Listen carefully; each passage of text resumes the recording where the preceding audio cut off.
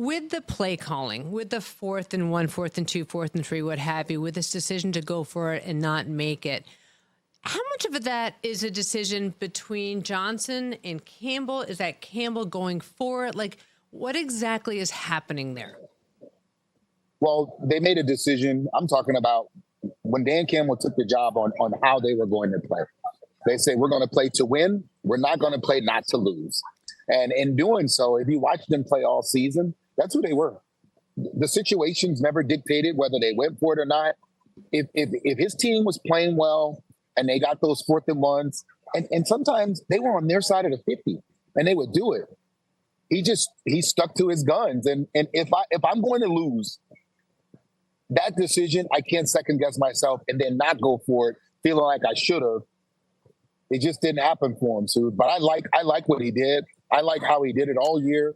And more times than not, they came through. You know, I understand your point about to thine own self be true and doing what works for you. And of course, Marshall, those are tremendous points. And I agree with those points. But you lost a game by the number of points you did. You went for it twice on 4th and 1. Had you made even one of those field goals, you're tied. And I understand the butterfly effect. A butterfly flaps its wings. We have no idea what happens next. You make both of those field goals, again, recognizing the butterfly effect, you could win the game. So the one struggle I have with this is the concept you play to win the game. And we, of course, know that quote. But isn't kicking 2 field goals also playing to win a game? Well, if those 2 field goals would have won the game, if it was at the end of the game and he had to kick the field goal or go for it at 4th and 1, then I would understand that. But that wasn't the case. That was not the case. And here's what you decide. Although we say you play to win the game and all of the cliches that go into it, in reality, guess what you have to decide? How am I comfortable with losing? Which loss is going to make me lose sleep at night? And in his DNA, as many times as we saw them go for it on 4th and 1, to then not go for it on 4th and 1, kick the field goal and lose, I just don't think he could have stomached that. I know I couldn't. If that is who I am, and like I'm gonna take you back. You know how many times we talk about the Seattle Seahawks not handing the ball to Marshawn Lynch down on the goal line? Mm-hmm. Oh my God! How do you not go with your bread and butter? How do you not do it? You know what? Pete Carroll is still second guessing himself as to how do you not get a ball to Marshawn Lynch?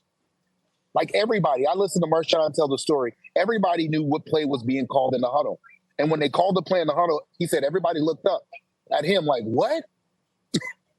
It's just unbelievable. You got to decide how you want to lose. And that one there, it tore that team apart.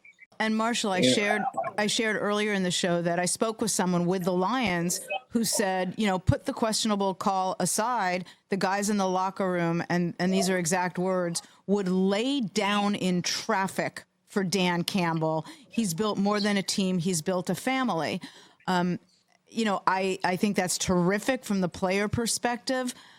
As I shared with Suzy, I don't speak for the Lions. I don't know if this is a case, but my strong hunch is there are people in the front office who didn't agree with the call.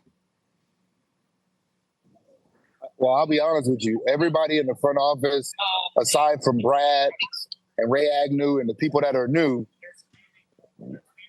there's a lot of calls that they didn't agree with throughout the history of the Lions. All right? Like, let's just be real here. And the fact that this play is still being talked about in the Lions on the cusp of the Super Bowl, we're still talking about the Detroit Lions. Something has happened in that organization, and I'm okay with it. Amy, we're in a very good spot here. You know what we get to do? We get to second guess and question decisions that are made within 30 seconds. And what Dan Campbell did was what he always did in that situation. And to do something different, I would, if I was in that building and I was the suits, if he had did something different, I'd be questioning him then. I don't question who this guy is because he was consistently being consistent. Check out new episodes of What the Football with Suzy Shuster and Amy Trask every Tuesday. Watch us on the Rich Eisen Show YouTube page or follow and listen wherever you get your podcasts.